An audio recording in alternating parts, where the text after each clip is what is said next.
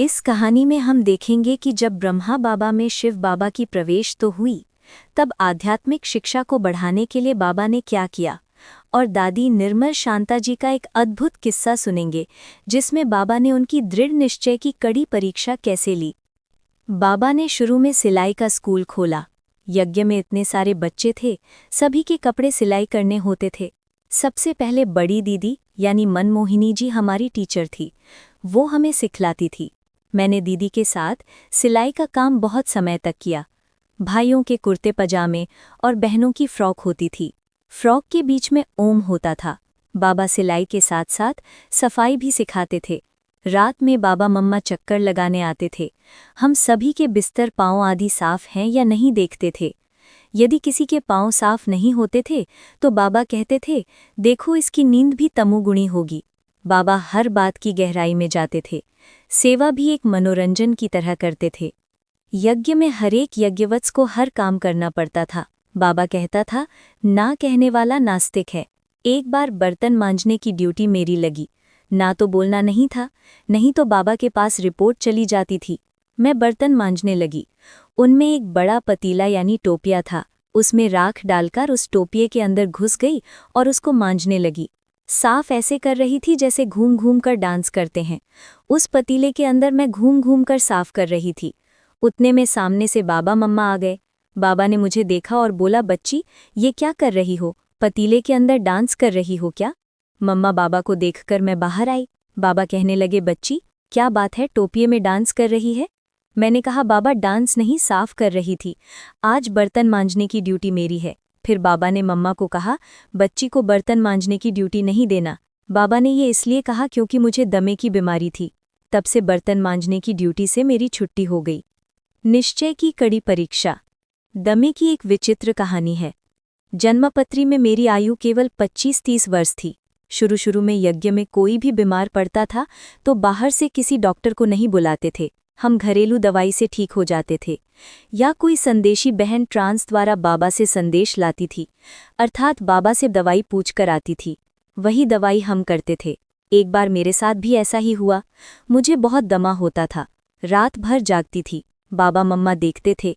एक बार बाबा ने एक संदेशी को कहा कि आलमाइटी बाबा से पूछकर आओ, बाबा जो दवाई बताएंगे वो देंगे। संदेशी संदेश लेकर आई।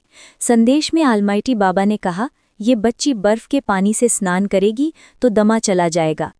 बाबा ये संदेश सुनकर चुप रह गया, क्योंकि बच्ची ने तो बर्फ को छुआ तक नहीं है और बर्फ के पानी से स्नान कैसे करेगी।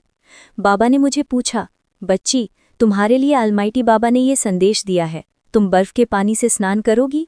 मैंने झट कहा, बाबा मीरा को जहर का प्याला पीने के लिए कहा तो वो अमृत हो गया। बाबा ने यदि मुझे बर्फ से स्नान करने के लिए कहा है तो मैं ज़रूर स्नान करूंगी। बाबा की आज्ञा का पालन करने हेतु मैं तैयार होकर बाथरूम में बैठ गई। बाबा पर तो मेरा बहुत निश्चय और विश्वास तो था ही। बाजार से बर्फ लाकर बाल्टी में डाली गई। बाबा ने संदेशी को फिर आलमाइटी बाबा के पास भेजा कि वो संदेश ठीक लाई या नहीं। आलमाइटी बाबा ने कहा, संदेश यही है और बच्ची के दमे की दवा भी यही है। बाबा को लगा कि अब बच्ची अब बचेगी नहीं, मर जाएगी। बाबा भी क्या करता, आलमाइटी बाबा का संदेश था। संदेशी बर्फ के पानी की बाल्टी मेरे ऊपर डालने के लिए तैयार हो गई। बाबा वहां से उठकर ऑफिस में जाकर बैठ गया। संदेशी ने बाल्टी उठाई और डालने ही वाली थी कि वो ट्रांस में चली गई। आलमाइटी बाबा ने उसके हाथ थाम लिए। आलमाइटी बाबा ने संदेशी को कहा कि बाबा को बच्ची के निश्चय की परीक्षा लेनी थी, ले ली। बच्ची पास हो गई। उसके बाद संदेशी मुझे बाबा के पास ले गई। बाबा ने कहा कि आलमाइटी ने कहा है कि बच्ची को रोज एक सेब खाना है, उसका दमा देवता चला जाएगा। फिर संदेशी ने इसका रहस्य बताया। बाबा ने ये परीक्षा बच्ची की ली क्योंकि इस बच्ची की जन्मपत्री में उम्र कम थी। बाबा ने बताया कि मंदिर में एक बूढ़ी माता बहुत दुखी होकर तड़प रही है और पुकार रही है कि भगवान मुझे बुला लो, मैं बहुत दुखी हूँ। बाबा ने उस बूढ़ी माता की आयु बच्ची को दे दी और उसे बूढ़े शरीर से मुक्ति दिला दी। उसके सिर पर जो सफ़ेद बाल थे वो निशानी बच्ची को मिल गई। तभी 30 साल की उस उम्र से ही मेरे बाल सफ़ेद हो गए और उस बूढ़ी माता की उम्र मुझे मिल गई। अभी मेरी लौकिक उम्र 87 वर्ष है। बाबा ने मुझे अभी तक अपनी लौकिक और अलौकिक गद्दी पर सेवा में बिठा रखा है। कराची में हर काम हम बहनें ही करती थी, गाड़ी चलाना, खरीदारी करना, किसी गणमान्य व्यक्ति से मिलना आदि। बाबा कहते थे कि बच्ची तुम शक्तियाँ हो, तुम्हें किसी से डरना नहीं है। तुम किसी से बात करते समय पहले अपने शक्ति स्वरूप में स्थित होकर उसको दृष्टि दो, बाद में बात करो, क्योंकि दृष्टि से सृष्टि बनती है। तुम्हारी शक्ति से, वाइब्रेशन से सारा काम ठीक ही जाएगा। किसी के पास जाते थे तो हम पहले उसको ज्ञान सुनाते थे कि हम खुदा के बंदे हैं, खुदा दोस्त हैं, देश की सेवा कर रहे हैं। फिर उनसे दाम पूछते थे। हम उनको कहते थे कि इतने दाम पर दे दो। हम संबंध से और अधिकार से कहते थे। वे लोग कहते थे ठीक है, आप जितना दाम देंगे दे दो। इस प्रकार वो खुशी खुशी से दे देते थे और जितना पैसा हम देते थे उतना पैसा खुशी खुशी से ले लेते थे। कई बार हमारी गाड़ी रिपेयरिंग के पैसे भी मैकेनिक नहीं लेता था। वो कहता था कि आप तो खुदा के बंदे हो, आपसे क्या लेना, दोबारा जब आएंगे तब ले लेंगे। कई बार सिंध में कर्फ्यू लग जाता था, बाहर आना जाना बंद हो जाता था, लेकिन हमें पता नहीं रहता था। हम घूमने चले जाते थे। तब पुलिस वाले कहते थे कर्फ्यू है, मत जाओ। हम कहते थे हम तो खुदा दोस्त हैं, हमारा कौन क्या करेगा। हम तो खुदा को याद करने वाले हैं, किसी को नुकसान पहुंचाने वाले तो हैं नहीं। तब पुलिस वाले हमारे साथ रहते थे और हमें बंगली तक छोड़कर जाते थे, इस प्रकार जैसे कि हम ही उस इलाके के मालिक थे। सब हमें बहुत प्यार और इज्जत की नज़र से देखते थे। मैं कार भी चलाती थी, बस भी चलाती थी। बाबा ने हम बहनों को सब तरह की सेवाएं करना सिखाया था। एक बार गाड़ी को हमने पूरा खोल दिया था। गाड़ी खोलते समय हर जो पुर्जा जहाँ का है वो नोट करके रखते थे। जब हमने पूरा खोल दिया तो उसी समय बाबा आए। बाबा ने पूछा, ये गाड़ी किसने खोली है? मैंने कहा, बाबा हमने खोली है। बाबा बोले, बच्ची ये कार की क्या हालत बना दी है, सब खोल कर क्यों रखा है? मैंने कहा, बाबा ये कार कभी कभी खराब हो जाती है ना, कोई उसको ठीक करता नहीं है, इसलिए मैंने सीखने के लिए सारी गाड़ी खोली है, हम उसको बना देंगे। बाबा ने पूछा, बच्ची तुम इसको बना देगी? मैंने कहा, हाँ बाबा, हमने जूता बनाना सीखा है, गाड़ी चलाना सीखा है, तो गाड़ी बनाना भी सीखेंगे। इतना ही नहीं बाबा, हम मकान बनाना भी सीखेंगे। फिर मैंने कहा, बाबा आपने ही कहा है कि सर्वगुण संपन्न बनना है, तो सर्वगुणों में ये भी है ना, फिर ये भी तो सीखें कि किसी की गुलामी ना करें। गाड़ी खराब हो जाती है तो गुलाम के जैसे ठीक करने वाले के आगे पीछे घूमते क्यों रहें? क्यों ना हम ही सीख लें। सच में सारा दिन हमने खाना नहीं खाया, गाड़ी को दोबारा फिट किया और बाद में चलाकर भी देखा, ठीक ठाक चली। 2 दिन के बाद बाबा को उसी गाड़ी में क्लिफ्टन पर यानी कराची में समुद्र के किनारे दर्शनीय स्थान पर लेकर आई। इस प्रकार हम मोची भी बनी, मैकेनिक भी बनी और इंजीनियर भी बनी। बहू को शिक्षा देनी है तो पहले बेटी को शिक्षा दी जाती है। शुरू में कभी कभी ऐसा भी होता था कि किसी यज्ञवत्स ने गलती की तो बाबा मुझे बुलाकर कहता था, बच्ची तुमने ये भूल क्यों की? मैं सोच में पड़ जाती थी कि मैंने तो इस प्रकार की कोई गलती की ही नहीं। बाद में बाबा बुलाकर कहता कि बच्ची तुमको कहूँगा तो तुम कहीं नहीं जाओगी, लेकिन दूसरी किसी को कहूँगा तो वो चली जाएगी या फीलिंग में आ जाएगी। इस प्रकार बाबा युक्ति से बच्चों को शिक्षा देता था। एक बार बाबा ने मुझे भरी सभा से बाहर खड़ा कर दिया। मेरी कोई भी भूल नहीं थी। मैं आज्ञाकारी बन शिव बाबा की याद में बाहर खड़ी रही। क्लास के बाद बाबा ने आकर मुझे गाड़ी चलाने को कहा। आज्ञाकारी बन मैं गाड़ी चलाने लगी। बाबा मेरे साथ बैठे तो मैंने अपने मन की बात कह दी। बाबा मैं शिव बाबा से दुआ करूंगी कि अगले कल्प में मुझे आपकी बच्ची नहीं बनाए। बाबा ने कहा, अच्छा अगर तुम सृष्टि चक्र को बदल सकती हो तो बदल कर दिखाओ। फिर तो प्यारे बाबा ने बड़े प्यार से समझाया कि बहू को शिक्षा देनी है तो पहले बेटी को शिक्षा दी जाती है। फिर मैं समझ गई कि बाबा का मुझसे कितना प्यार है। कराची में बाबा के ऊपर एक केस चल रहा था। बाबा ने मुझे 2-3 बहनों के साथ कोर्ट भेजा। हमें देखकर जज ने कहा कि केस तो बाबा के ऊपर है, तुम क्यों आई हो? मैं कुछ देर चुप रही। फिर उसने मेज़ पर डंडा मारकर पूछा, बहन जी आप समझती हैं मैं क्या पूछ रहा हूँ? मैंने झट उत्तर दिया, आप मुझे बहन जी कह रहे हो ना? तो हमारा एक भाई और बढ़ गया। हमारे कुल कितने भाई हो गए, ये मैं सोच रही थी। जज ने फिर पूछा, क्या बाबा के पास कोई भाई नहीं जो तुम बहनें ही आई हो? मैंने कहा, जज साहब आपने हमें बहन कहा तो आप भी हमारे भाई हो ना? ये सुनकर वो एकदम शांत हो गया। इस बात ने उसके मन में बहुत गहरी छाप लगा दी। फिर उसने बाबा का केस समाप्त कर दिया। शांतामणि दादी का एक नाम और भी था, प्रलय। एक बार कराची में सब सागर के किनारे घूमने गए थे। समुद्र में बड़ी बड़ी लहरें उठ रही थी। हम सब उनको देख रहे थे। उतने में एक बहन, यानी शांतामणि दादी की बड़ी बहन, ध्यान में चली गई। वहाँ और भी बहनें थीं, लेकिन वो मेरे सामने आकर जोर जोर से चिल्लाने लगी। फिर बाबा के पीछे छिपने लगी और चिल्लाने लगी, बाबा मुझे बचाओ बाबा। बाबा ने पूछा, बच्ची क्या हुआ, क्या बात है? उसने कहा, बाबा इसकी आंखों से इतनी भारी आग निकल रही है कि सारा समुद्र सूख रहा है। इसकी आंखों से जोर से आग निकल रही है। प्रलय हो रहा है, प्रलय। फिर बाबा ने हंसते हुए मुझे कहा, प्रलय हो रहा है, तुम अपनी आंखें बंद करो। बाबा ने ही मेरी आंखें बंद कर दी और मुझे उसके सामने से हटा लिया। फिर वो शांत हो गई। उसी दिन से बाबा ने मेरा नाम प्रलय भी रख दिया। अव्यक्त बाबा से अव्यक्त नाम आने तक बाबा और सब यज्ञवत्स मुझे प्रलय नाम से पुकारते थे। अव्यक्त नाम आने के बाद ही मुझे निर्मल शांता के नाम से बुलाने लगे। मेरा बाबा ही सबका बाबा है। लौकिक जीवन में बाबा बड़े दिल वाला था। शिव बाबा की प्रवेशता और ज्ञान की प्रकाष्ठा के बाद बाबा में इकोनॉमी के संस्कार आ गए। बाबा ने हम बच्चों को भी इकोनॉमी सिखाई। बाबा कोई भी वस्तु व्यर्थ नहीं होने देते थे। कहीं पर जरा भी नुकसान होता तो बाबा की नज़र बहुत जल्दी वहां जाती थी। बाबा में भेदभाव नहीं था।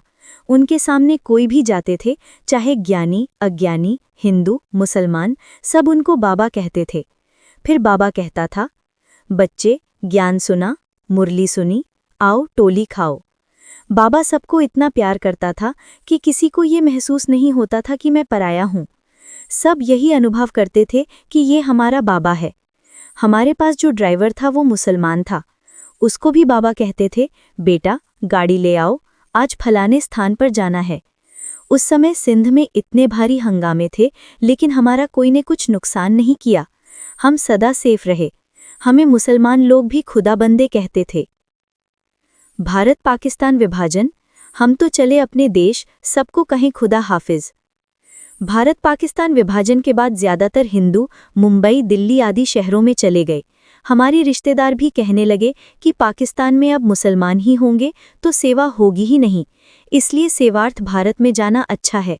तो बाबा भी सोचने लगे कि क्या करें। बाबा को प्रेरणा मिली किसी एकांत स्थान पर जाएं, जहां सब रह सकें। किसी ने कहा आबू अच्छा है, अतः कराची से ओखा और ओखा से आबू आए। पहले से ही सरकार के साथ हमारे संबंध तो अच्छे थे ही। फिर सरकार की मदद से हमने आबू में ब्रिजकोठी को लिया। कराची से आए कैसे? हम सब भाई बहनें और साथ में हमारा इतना सामान था। हमने सरकार से कहा कि हम बाजार की चीज़ें तो खाते नहीं हैं, हम अपने हाथों से खाना बनाकर खाते हैं, इसलिए हमारे लिए एक अलग ही ट्रेन दे दीजिए। सरकार ने भी इसको ठीक समझा और हमारे लिए एक पूरी ट्रेन दे दी। हमें जब खाना बनाना होता था तो हरियाली और पानी वाली जगह देखकर चेन खींच लेते थे। गाड़ी रुक जाती थी। गार्ड आकर पूछता था कि क्या हो गया? तब हम कहते थे कि यहाँ जगह बहुत अच्छी है, यहाँ हम खाना बनाएंगे और खाएंगे, बाद में चलेंगे। वो कहता था ये तो जंगल है, यहाँ क्या मिलेगा, न दुकान है न बाजार है। हम कहते थे सब सामान हमारे पास है, हम सब कुछ बनाएंगे। जितने भी ट्रेन के लोग होते थे उन सबको हम खाना खिलाते थे। उनको कहते थे कि देखो जैसा अन्न वैसा मन, इसलिए सदा सात्विक अन्न खाना चाहिए, मन भी सात्विक बनेगा। जगह जगह गाड़ी रोककर खाना बनाते थे, सब मिलकर खाते थे और हम बाबा के बच्चे नाचते थे, गाते थे। इस प्रकार 5 मई 1950 को हम भारत आए और आबू की ब्रिजकोठी में रहना शुरू किया। बैगरी पाट, जब आबू आए तो जितना राशन और पैसा वहां से लाए थे उससे खाना पीना चलता था, लेकिन आबू में कोई सेवा तो होती नहीं थी। वहां सिंध में तो बाबा की सेवा होती थी और ओम मंडली में आने वाली माताएं कन्याएं कुछ न कुछ भंडारी में डालती थी, लेकिन आबू में क्या करें, जो था उसी को खाने लगे। कितने दिन तक खा सकते हैं? कहते हैं ना, बैठकर खाने से तो कुआं भी सूख जाता है। धीरे धीरे राशन खत्म होने लगा, खाने के लिए कुछ रहा ही नहीं। यज्ञ में बैगरी पाठ शुरू हो गया। उस समय बाबा भी मुरली ऐसे चलाता था कि बच्चे तुम फरिश्ते हो, फरिश्ते बहुत कम खाते हैं, हल्के रहते हैं। फिर एक एक दिन भंडारी आकर बाबा से कहती थी, बाबा आज आटा नहीं है। फिर बाबा बच्चों से कहता था, बच्चे आज आटा खत्म हो गया, क्या खाएंगे? तब हम कहते थे, बाबा आज घूमने जाएंगे ना, वहाँ फल आदि पेट भर के खाकर आएंगे। बाबा मुस्कुराता था। हम घूमने जाते थे तो कोई ना कोई फल फूल पेट भर खाकर आते थे और उस समय कुछ लेकर भी आते थे ताकि जो हमारे साथ वहाँ जा नहीं सकते थे वो खा लें। कई बार मम्मा आकर हम बच्चों से कहती थी, आज रात के भोजन के लिए आटा नहीं है, क्या करेंगे? हम कहते थे, कोई बात नहीं मम्मा, हम दिन में जंगल में पेट भरकर खाकर आए हैं और बूढ़ी बूढ़ी माताओं के लिए लेकर आए हैं। आप चिंता मत करो, हमारा पेट भरा हुआ है, हमें खाना चाहिए भी नहीं। ये बहुत वंडरफुल बात थी कि हम सारा दिन काम करते थे फिर भी हमें भूख नहीं लगती थी। उस समय तो कोई नौकर चाकर नहीं थे, सारे काम हम ही करते थे। सुबह जंगल में जाकर जो फल आदि खाए होते थे बस उतने ही। ये कमाल थी बाबा की, ऐसा लगता था कि पेट भरा हुआ है। फिर मम्मा बाबा तो मम्मा बाबा थे, वे बीच बीच में आकर मुझे पूछते थे, बच्ची इतना काम करती हो, तुमको भूख नहीं लगी? मैं कहती थी, नहीं बाबा, मुझे भूख नहीं है, पेट भरा हुआ है। मुस्कुराते थे। सबको थोड़ी थोड़ी टोली खिला देते थे। थोड़ी सी टोली से ही हमें ऐसा लगता था कि पेट भर गया। ऐसे कुछ साल तक चला क्योंकि उस समय राशन खरीदने के लिए पैसा नहीं होता था। बाबा कहता था, बच्चे अलमाइटी बाबा को याद करो, वो कुछ न कुछ इंतजाम करेगा। हम अलमाइटी बाबा को याद करते थे और जंगल और पहाड़ी पर घूमने जाते थे और फल आदि खाकर आते थे। और कभी कभी कहीं न कहीं से मनी ऑर्डर आता था या कोई न कोई आकर भंडारी में सेवा करके जाता था। फिर कुछ सालों के बाद बाहर की सेवाएं शुरू हो गई। बेगरी पार्ट में भी बेफिक्र बादशाह। पाकिस्तान में तो हम सभी को बाबा ने बड़े लाड प्यार से रखा था ताकि किसी को कुछ भी याद ना आए कि हमारा कोई लौकिक घर या परिवार है। जैसे ही हम सभी आबू में आए तो बेगरी पार्ट आरंभ हुआ। किसी को घर याद आया तो किसी को रिश्ते नाते याद आने लगे। कुछ बहनों को उनके परिवार वालों से, रिश्तेदारों से चिट्ठियां आने लगी। सिंध में तो बाबा ने शाही पालना दी थी, पिस्ता बादाम खिलाते थे, मखमल के कपड़े पहनाते थे। अब बेगरी पार्ट चला तो बाबा सबको डोडा छाछ खिलाने लगे। ये हमारे निश्चय का पेपर था। इस कहानी के इस भाग से हमें कितनी महत्वपूर्ण शिक्षाएं सीखने को मिलती हैं। जैसे निर्मल शांता दादी ने सेवा अर्थ जो भी सेवा मिली उसे बाबा का आदेश समझकर पूरा किया। दादी जी इंजीनियर, मैकेनिक, ड्राइवर सब बनी। दादी जी की सोच कितनी बड़ी थी। उनका मानना था कि हमें सब कुछ आना चाहिए। दादी जी ने ऑलराउंडर का पार्ट बजाया। दादी जी को कोई देभान नहीं था। बेगरी के पार्ट में भी उन्होंने अपना दृढ़ निश्चय नहीं खोया। दादी निर्मल शांता जी का जीवन हम सबके लिए बहुत प्रेरणादायक है।